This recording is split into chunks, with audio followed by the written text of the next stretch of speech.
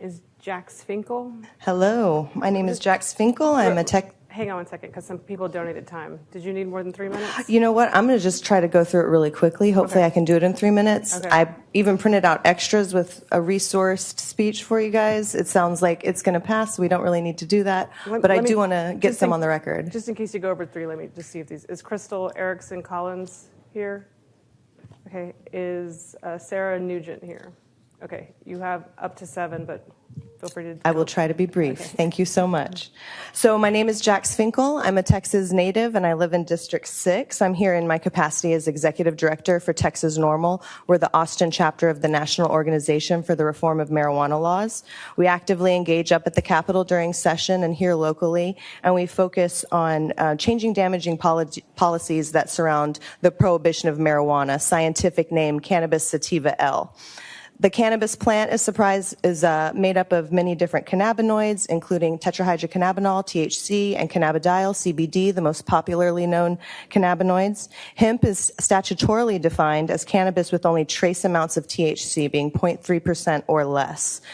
To give some context to why what you are doing is so important at the state and federal level, at the federal level, hemp was removed from the Controlled Substance Act, the CSA, in December of 2018. Texas was then bound to amend our schedule of controlled substances to remove hemp from the list. This created pressure for the Texas legislature to create a hemp program and statutes surrounding it. The bill passed unanimously out of both chambers and was signed by the governor on June 10th of 2019. Since THC is not responsible for the smell of marijuana, there is no way to tell by sight or smell if a product is legal cannabis, hemp, or illegal cannabis, marijuana. The Texas District Attorneys and County Attorneys Association has given instructions clarifying that the burden of proof is on the prosecution and testing is required for any convictions. At the local level, many jurisdictions are doing the most they can within the discretion that they have. In Houston, we see that DA Ogg has initiated diversion programs and first chance programs that have saved their city over $27 million in the first year.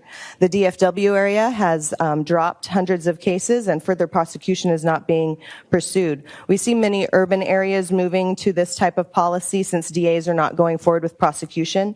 Agencies like the Travis County Sheriffs, Round Rock Police Departments, they've all stopped low-level marijuana enforcement. District Attorney Moore and County Attorney Escamilla are not prosecuting possession of marijuana cases without THC testing results. These are very expensive tests. Only a limited number of crime labs have access and are accredited to test to the 0.1%. Despite this, our understanding is that APD is continuing to cite and in some cases arrest people for possession, even though they know that these cases will be automatically rejected. When I was here before you in September, I noted that 86% of Texans want to change marijuana law from the status quo. 63 bills were authored in the last legislative session. One of the bills from a former prosecutor would change an ounce or less of possession of marijuana to a simple fine, which is also supported by the Texas GOP's platform. This bill had enormous support, passed out of the House of Representatives with a bipartisan supermajority, but the lieutenant governor decided to single-handedly prevent the bill from advancing by not holding a hearing. If the lieutenant governor had done the right thing, our state would no longer be subject to a patchwork of policies.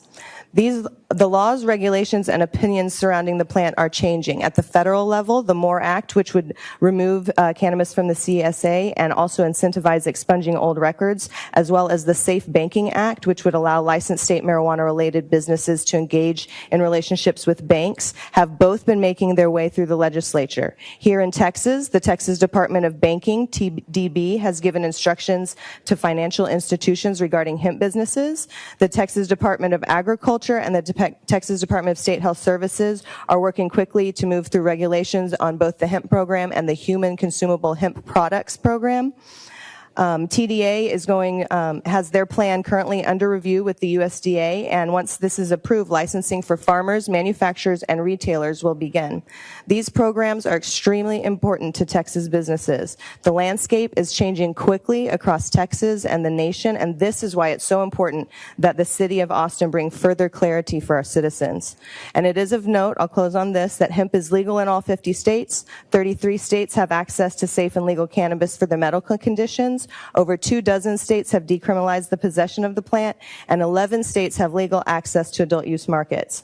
Austin is a hub of events, festivals, conferences, and so much more.